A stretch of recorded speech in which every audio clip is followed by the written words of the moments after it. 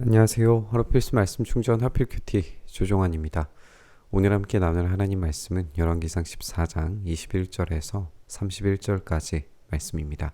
또한 솔로몬의 아들 르호보암은 유다를 다스렸다.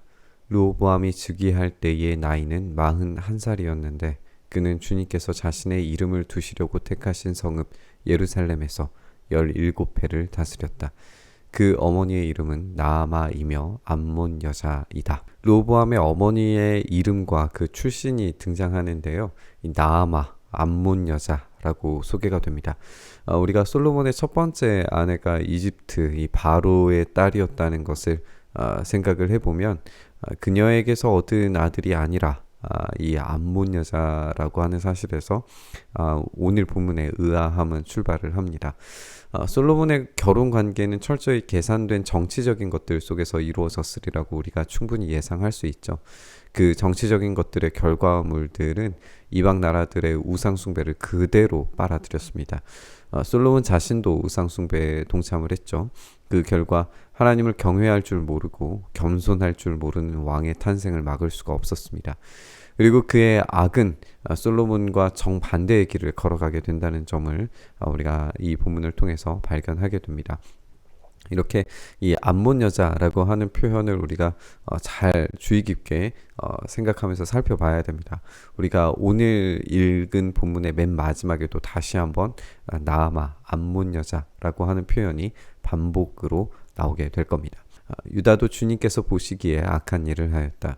그들이 지은 죄는 조상들이 저지른 죄보다 더 심하여서 주님의 진노를 격발하였다. 그들도 높은 언덕과 푸른 나무 아래마다 산당과 돌 우상과 아세라 목상을 만들었다. 그 땅에는 신전 남창들도 있었다. 이와 같이 이스라엘 자손은 주님께서 그들 앞에서 내쫓으신 나라들이 지킨 그 혐오스러운 관습을 그대로 본받았다. 이 르호보암의 출신에 대한 강조는 유다 전체가 벌이는 끔찍한 우상숭배와 연결이 되고 있습니다. 왕의 우상숭배는 유다 백성의 우상숭배를 조장하는 것과 다름없었죠. 그들이 벌이는 우상숭배의 설명들은 굉장히 최악입니다. 높은 언덕과 푸른 나무, 산당과 돌 우상, 또 아세라 목상 이런 것들이 등장을 하게 되는데요. 그들의 우상 숭배가 얼마나 만연했는지를 보여주는 그런 표현들입니다. 이 고고학자들에 의하면 이 산당이라는 것이 단순히 높은 곳이라고 말하는 것일 수도 있다라고 지적을 합니다. 그래서 심지어는 집안에서도 높은 곳을 만들어서 이 산당처럼 여기고 작은 우상들을 놓고 예배할 수 있었다라고 그렇게 예상을 하기도 합니다. 그렇다면 이런 우상 숭배는 굉장히 유행처럼 불릴 듯이 일어나서 아주 밑바닥의 민심까지도 사로잡을 수 있었다라는 것을 알 수 있죠. 또 다른 도덕적인 오염을 보여주는 표현이 이 신전 남창에 대한 설명입니다. 그런데 단순히 우리가 본문에서 이런 동성애에 대한 죄악을 적발하는 것만으로 생각하려고 이런 기술을 하는 것은 아닌 것처럼 보입니다. 오히려 더 큰 함의를 우리가 발견하게 되는 것 같은데요. 이 르호보암의 어머니 출신이 아까 암몬이라고 소개된다고 읽었습니다. 이 암몬의 조상은 소돔과 고모라에서 살아남았던 이 롯과 롯의 둘째 딸 사이에서 태어난 아들이 이 암몬의 조상이 됩니다. 소돔과 고모라라고 하는 이곳에서 이 천사들에 대해 이 동성 성폭행을 시도했었던 본문들도 우리가 읽을 수 있죠. 그러면 지금 이 표현들이 하나로 이제 묶여지게 된다면 이 죄악에 대한 표현들은 이 소돔과 고모라에 대한 암시라고 볼 수 있지 않을까 한번 생각을 해봤습니다. 우리는 선지서들에서 이스라엘이 최악의 오염된 도덕과 우상숭배를 결합해서 이 소돔과 고모라처럼 돼버렸다라고 지적하는 본문들을 종종 만나곤 합니다.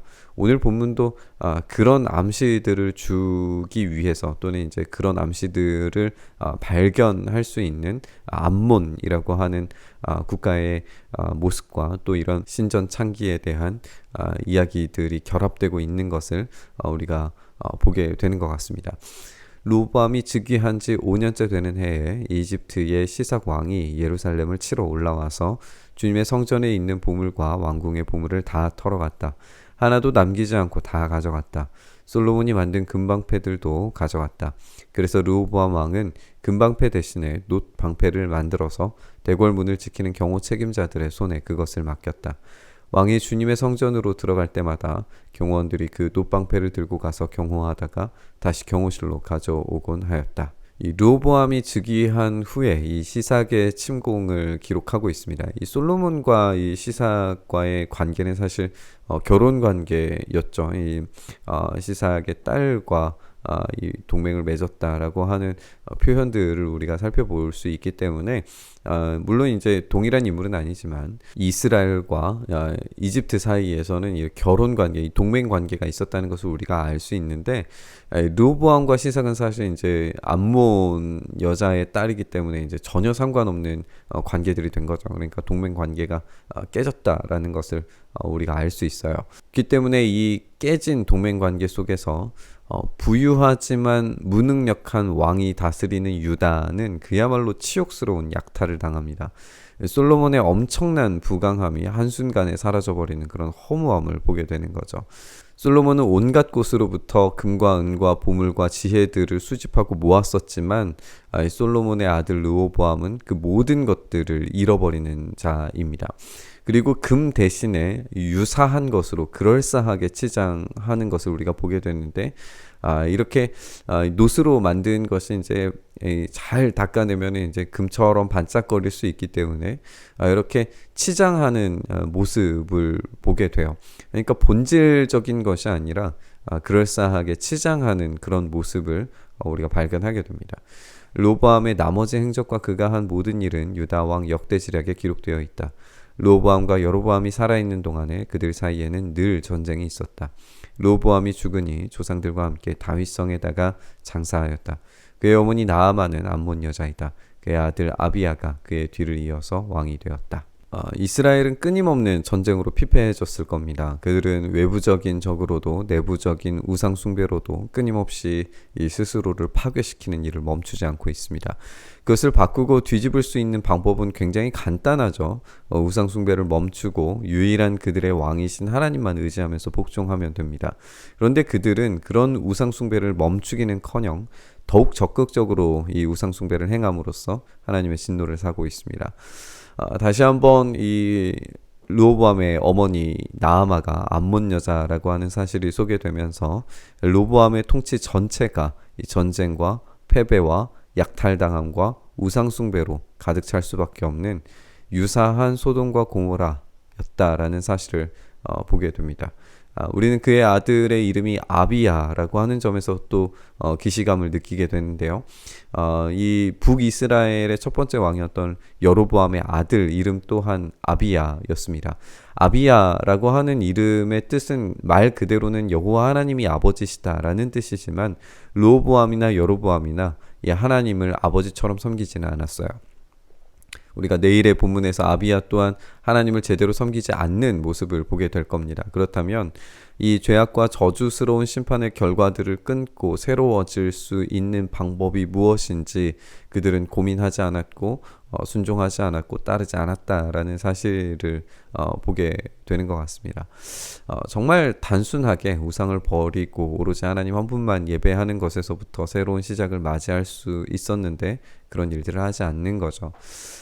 그런데 생각을 해보면 그 우상을 버리는 일이 얼마나 어려운지를 생각을 해봅니다. 그들이 아무리 우상을 제거하려고 애써봐도 이미 백성들 사이에 뿌리 깊이 박혀 있는 이 반역의 씨앗을 제거하기는 힘들었습니다. 아무리 개혁적인 왕들이어도 산당을 완전히 없앨 수는 없었어요. 마치 이스라엘에 퍼진 바이러스 같은 것이 이 우상 숭배였던 겁니다. 우리 인간의 한계는 이 우상숭배 바이러스를 대적할 능력이 없다는 데에서부터 시작하는 것 같습니다. 하지만 십자가, 그 위대하신 주님의 능력, 그분의 승리로 말미암아 우리 주님께서 우리의 산당을 되회우시고 하나님 앞으로 나아갈 새로운 길을 여신 줄 믿습니다. 신앙적으로, 도덕적으로, 경제적으로 암울한 시기를 살아가는 지금 우리 주님의 능력이 간절히 필요한 줄 믿습니다. 우리의 우상들을 태우실 우리 주님의 성령의 불이 우리 가운데 임하기를 간절히 바라면서 묵상의 자리로 나아가시죠. 주님, 이 끊임없는 우상 숭배의 나라에서 그들이 섬기고 많은 그 더럽고 추악한 우상숭배의 결과물들을 우리가 발견하면서 우리 또한 그 우상숭배의 덫에 그 바이러스에 감염된 것은 아닌지 다시 한번 우리 스스로를 점검하며 주님께 우리의 죄를 고백하며 주님의 용서와 돌이키심을 간절히 바라며 나아갑니다.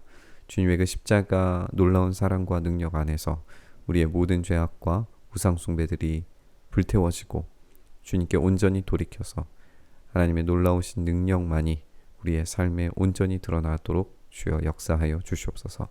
그 일 행하시길 간절히 바라고 소망하며 우리 주님 예수님 이름으로 기도드리옵나이다. 아멘.